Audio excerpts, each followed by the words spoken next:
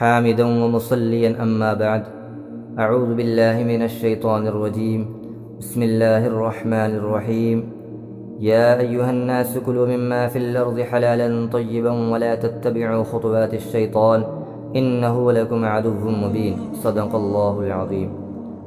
محترم اور معزز سامعین کرام، آج کے حالات سب کے سامنے ہیں۔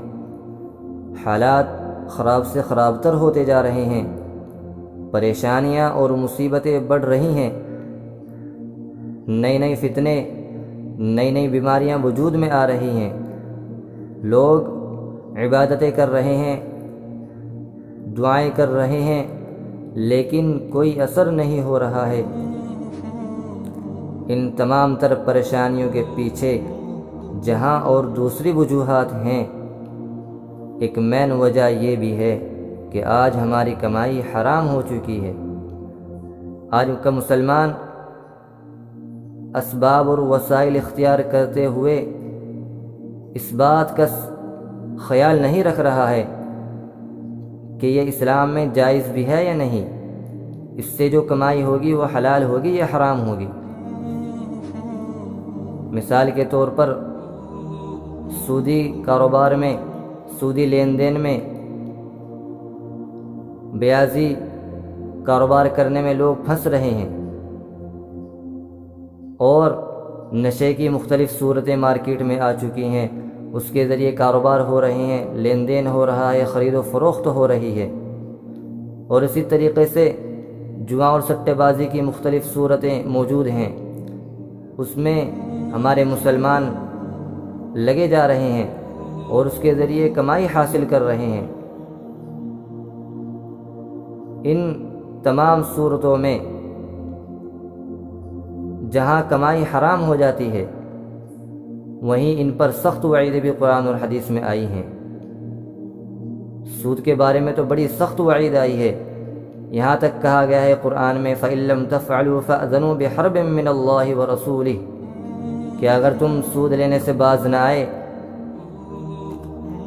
تو اللہ اور اس کے رسول سے جنگ کرنے کے لیے تیار ہو جاؤ۔ اتنی سخت وعید قرآن اور حدیث میں آئی ہے۔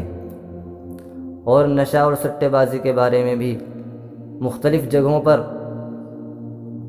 اس کی برائی کو بیان کیا گیا ہے، اس کے مفاسد اور گناہ کو اور اس کے نقصانات کو بیان کیا گیا ہے۔ یہ سب صورتیں اللہ سے دور کرتی ہیں، لڑائی جھگڑے کا سبب بنتی ہیں۔ جوا اور سٹے بازی میں خاص طور سے ہمارے نوجوان اس میں لگے ہوئے ہیں اور میچ وغیرہ میں پیسہ لگا رہے ہیں، خود کھیلنے کے ذریعے ہو یا کوئی اور کھیلے اس میں پیسہ لگانے کے ذریعے ہو، یا موبائل میں کھیلے، کسی بھی صورت میں پیسہ لگانا، یہ سب جوا اور سٹے بازی میں داخل ہیں اور حرام ہیں۔ اللہ تبارک و تعالیٰ نے ہمیں حلال کھانے کا حکم دیا ہے، فرمایا یا ایھا الناس کلوا مما فی الارض حلالا طیبا ولا تتبعوا خطوات الشیطان انہ لکم عدو مبین۔ اے لوگو، زمین میں جو کچھ حلال پاکیزہ چیزیں ہیں وہ کھاؤ اور شیطان کے نقش قدم پر نہ چلو، یقین جانو کہ وہ تمہارے لیے ایک کھلا دشمن ہے۔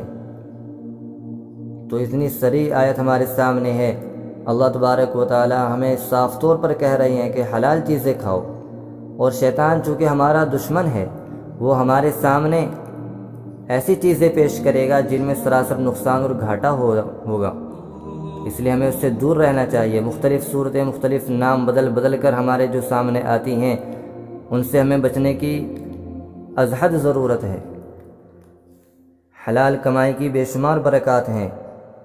جب انسان کے اندر حلال لقمہ جاتا ہے تو اس سے خیر کے امور صادر ہوتی ہیں، بھلائیاں پھیلتی ہیں، اس کو نیکیوں میں مزہ آتا ہے، اس کے بچے نیک کام کرنے میں بڑھ چڑھ کر حصہ لیتے ہیں، اس کو نماز میں مزہ آتا ہے۔ اور جو آدمی حرام غذا اپنے اندر داخل کرتا ہے تو اس کا جسم معطل ہو جاتا ہے، ایمانی نور بجھ جاتا ہے، اس کو نماز میں مزہ نہیں آتا ہے، قرآن اور حدیث کی باتیں اس کو اچھی نہیں لگتی ہیں، نمازیں چھوٹ جائیں اس کو کوئی پرواہ نہیں ہوتی ہے، قرآن کی تلاوت میں اس کو مزہ نہیں آتا ہے۔ نماز اس لیے پڑھ لیتا ہے چونکہ عادت پڑی ہوئی ہے، لیکن اس کو جو مزہ آنا ہوتا ہے اور اس کے جو بینیفٹس اور فائدے ہونے چاہیے تھے وہ نہیں ہوتے ہیں۔ اور اس حرام اور حلال کا فرق یہاں تک ظاہر ہوتا ہے کہ حلال اور پاکیزہ چیزیں کھانے والا آدمی اللہ کے نزدیک مقبول اور مستجاب بن جاتا ہے، جبکہ حرام کھانے والا اللہ کے یہاں مردود ہو جاتا ہے، دھتکار دیا جاتا ہے۔ آپ علیہ الصلوۃ والسلام نے حضرت سعد بن ابی وقاص رضی اللہ تعالیٰ عنہ سے فرمایا، اے سعد، اپنا کھانا پاکیزہ اور حلال رکھو، تم مستجاب الدعوات بن جاؤ گے۔ مستجاب الدعوات اس شخص کو کہتے ہیں جس کی دعائیں رد نہ ہوتی ہوں۔ پھر آگے فرمایا، اس ذات کی قسم جس کے قبضے قدرت میں محمد کی جان ہے، حقیقت یہ ہے کہ جو آدمی اپنے پیٹ میں حرام کا لقمہ ڈالتا ہے تو 40 دن تک اس کی عبادات قبول نہیں کی جاتی۔ جس بندے کی نشو و نما حرام اور سود کے مال سے ہوئی ہو، جہنم کی آگ اس کے زیادہ لائق ہے۔ تو دیکھا آپ نے کتنی واضح طور پر اس حدیث میں باتیں بیان کی گئی ہیں کہ آج ہماری زبانوں پر یہ شکوہ رہتا ہے کہ ہماری دعائیں قبول نہیں ہوتی ہیں، ہماری پریشانیاں بڑھ رہی ہیں، ہم عبادتیں کر رہے ہیں، کوئی فائدہ نہیں ہو رہا ہے۔ اس میں حدیث میں صاف طور پر بیان کر دیا گیا ہے کہ آدمی جب پاکیزہ چیزیں کھاتا ہے تو اس کی دعائیں قبول ہوتی ہیں، اور ایک لقمہ حرام کا ڈالنے سے پیٹ کے اندر 40 دن تک عبادتیں قبول نہیں ہوتی ہیں، دعائیں قبول نہیں ہوتی ہے۔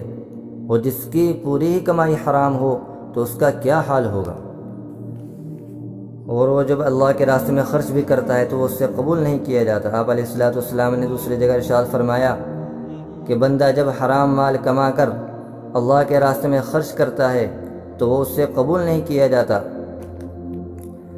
آگے فرمایا کہ اس میں سے جو مال اپنے اوپر خرچ کرتا ہے تو اللہ تعالیٰ اس کے لیے برکت پیدا نہیں کرتے ہیں، اور اس مال حرام کو جب اپنے پاس محفوظ رکھتا ہے تو اس کے لیے جہنم کا زادِ راہ بن جاتا ہے، اس کے لیے جہنم کے راستے آسان کرتا رہتا ہے۔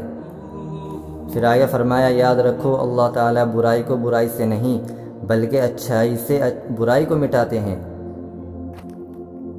کیونکہ خبیث چیز خبیث کو نہیں ختم کر سکتی۔ یعنی جو گناہ حرام کمائی کر کے اس نے حاصل کیا ہے، اب اس میں سے جو یہ اللہ کے راستے میں خرچ کر رہا ہے تو یہ بھی چونکہ گناہ ہے، تو یہ گناہ اس حرام کمائی کی وجہ سے ہونے والے گناہ کو نہیں دھو سکتا، بلکہ اچھائی اس کو ختم کرتی ہے۔ اچھے مال سے جب اللہ کے راستے میں خرچ کرے گا تو پھر اس کا گناہ ختم ہوگا۔ جب اتنے سارے نقصانات اس حرام کمائی کے ہیں تو ہمیں اس سے باز آ جانا چاہیے۔